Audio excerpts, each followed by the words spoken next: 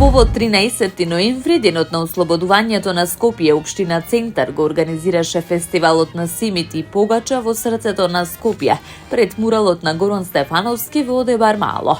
Посетителите имаа можност да дегустираат скопска симит, погача и други домашни специјалитети, подготвени од активот на жени пензионерки од Центар.